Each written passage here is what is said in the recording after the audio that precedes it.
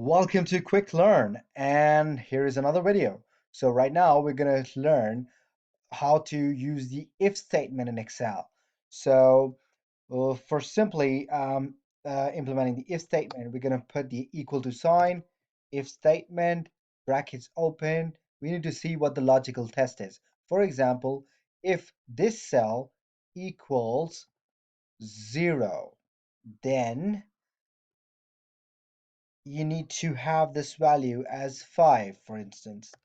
If this cell is not equal to 0, then the value will be set at 1, for instance. You close the brackets, here it is. So we can see that this cell is not equal to 0, hence the false value, which is 1, is taken and displayed here.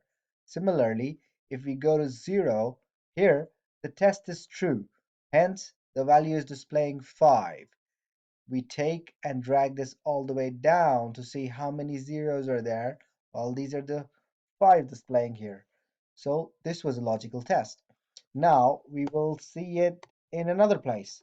If this value is greater than 15, for instance, then we will display 1 here. Or if this value is not equal to greater than 15, then we will display a 0 here. Close parenthesis, and there it is.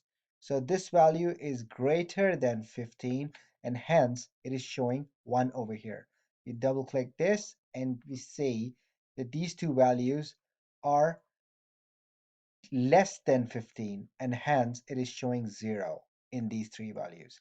Thank you very much for watching. Watch again the next videos. Thank you. Have a good day.